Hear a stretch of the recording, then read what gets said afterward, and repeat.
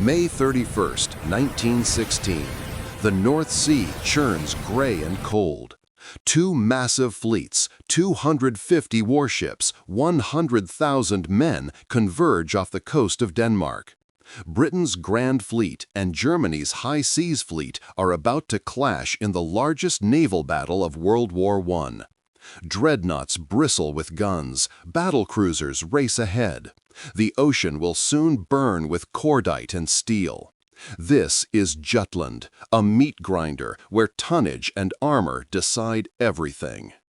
But what happens if a Virginia-class nuclear attack submarine materializes in these waters? Can a single invisible predator rewrite the biggest surface action in history? Or will 1916's sheer mass swallow it whole? The North Sea, 14-20 hours. USS Virginia glides beneath the waves at 400 feet, completely silent.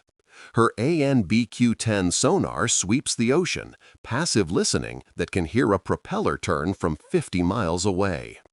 The crew picks up dozens of massive contacts, churning, screws, coal smoke, vibrations. Surface fleet, huge one, no GPS, no satellite uplink.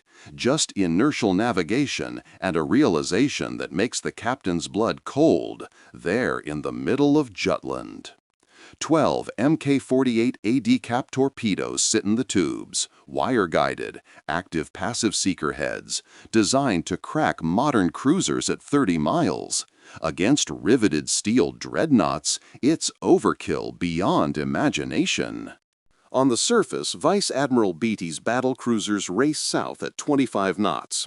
HMS Lion, Princess Royal, Queen Mary, armored Titans displacing 26,000 tons each. Their fire control officers peer through brass rangefinders, calculating trajectories by hand. Maximum engagement range may be 20,000 yards. They scan the horizon for the enemy. They have no idea something is watching them from below, tracking every ship with sonar that paints the ocean like an X-ray. The German battlecruisers under Admiral Hipper close from the south.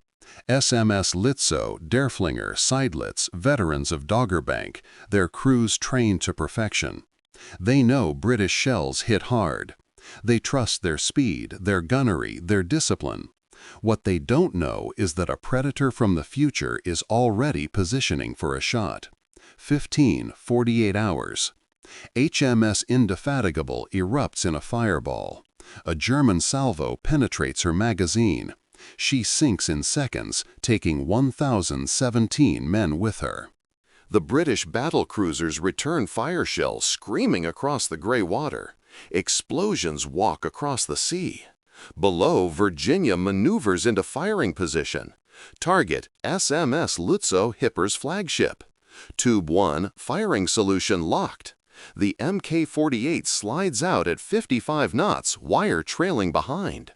Its sonar pings once and locks onto the massive steel hull churning above. The torpedo's 650-pound warhead is designed to break double-hulled submarines in half. Against Lützow's riveted plates, it's catastrophic. The German battlecruiser shudders. A column of water erupts midships, taller than her funnels. The blast rips through 3 compartments, flooding her engine room instantly. Lützow's speed drops from 26 knots to 15 in heartbeats.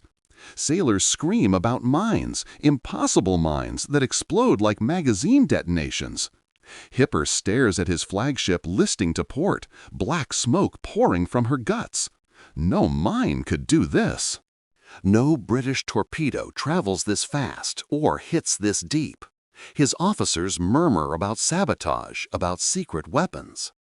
On the British side, observers see Lützow crippled but have no idea why. Beatty assumes a lucky shell penetrated below the waterline. He presses the attack. 16:05 hours, Queen Mary explodes. Another magazine hit.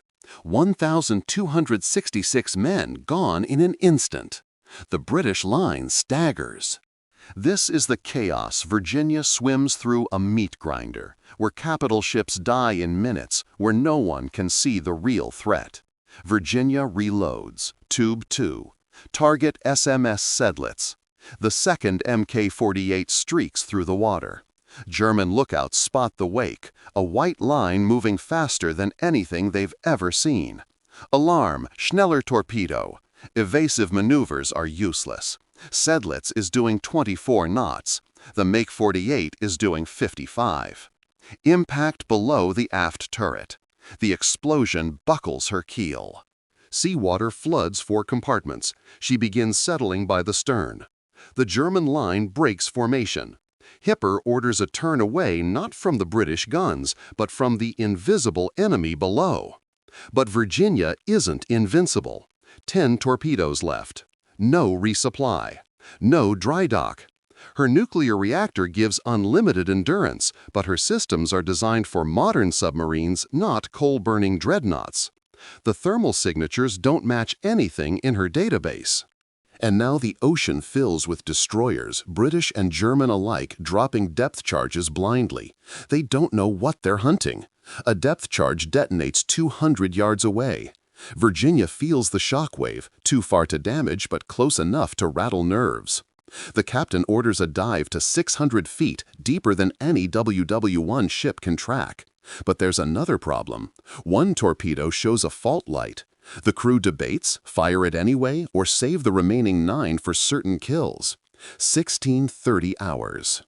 Admiral Jellicoe's Grand Fleet arrives from the north, 24 dreadnoughts in line, the most powerful concentration of naval firepower ever assembled.